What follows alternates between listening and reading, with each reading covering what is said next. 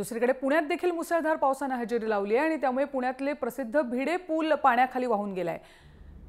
खडकवासल्यामधून तब्बल 40,000 क्युसेक पाण्याचा विसर्ग सुरू आहे। नदीच्या पाणी पातळीत वाढ झाल्यामुळे नदीकाठच्या गावांना सतर्कतेचा इशारा देण्यात आलाय। राजपूत वसाहतीच्या काही भागात पाणी शिरलंय, त्यामुळे नागरिकांच्या स्थलांतराला देखील सुरुवात झाली आहे। पाण्याचा विसर्ग रात्री वाढण्याची शक्यता आहे आणि या परिस्थितीचा आढावा घेतलाय आमचे प्रतिनिधी अमोल कविटकर यांनी।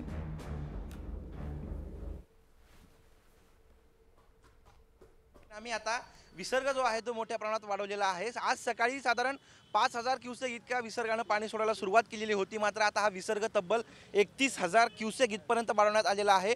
मोठ्या प्रमाणात पाऊस जो आहे तो सातत्याने या धरण क्षेत्रामध्ये सुरू असलेला पाहायला मिळतोय।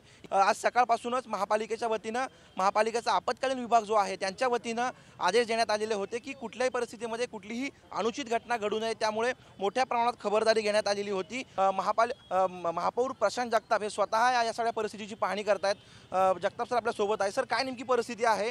टप्प्याटप्प्यात विसर्ग वाढवला आणि आता हा विसर्ग 31,000 क्युसेक पर्यंत गेलाय। सिंहगड रोडच्या काही सोसायटीमध्ये पाणी जाऊ शकतं? नाही, या ठिकाणी मी आता सिंहगड रोडलाच पोहोचतोय काही वेळामध्ये। थोड्या वेळ सकाळी 6,000 क्युसेकनी पाणी सोडण्यात येणार होतं, दुपारी ते 12,000वर गेलं आणि दुपारी साधारणतः 1:30च्या सुमारास 23,000 क्युसेकनी पाणी सोडलं जाईल म्हणून सांगण्यात आलं।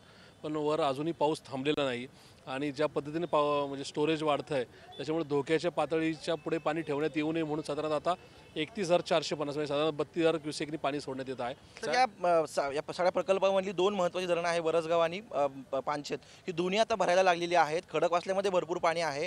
आता हा विसर्ग साधारण कितीपर्यंत वाढू शकतो, काय नेमकं तुमचं बोलणं झालं? आता माझ्या माहितीनुसार 22 TMC पाणी जमा झालेलं आहे। टोटल आपला 28 ते 29 TMCचा पाणी साठा सगळ्या चारही धरणांचा मिळून आहे आणि उद्या सकाळपर्यंत 23 TMC पाणी होईल अशा प्रकारची माहिती मला प्राप्त झालेली आहे। अजूनही जर पाऊस थांबला नाही तर जास्तीचा विसर्ग करावा लागेल ही वस्तुस्थिती आहे। त्याच्यामुळे महानगरपालिका या संदर्भामध्ये दक्ष आहे। आम्ही आत्ता या संदर्भामध्ये जिथे कुठे पाणी नाही का वस्त्यांमध्ये जाण्याची शक्यता आहे त्या ठिकाणी लक्ष ठेवून आहोत आणि आमची पूर्ण यंत्रणा तिथे काम करत आहे। नक्कीच महापालिकेची पूर्ण यंत्रणा जी आहे ती सतर्क झालेली पाहायला मिळते।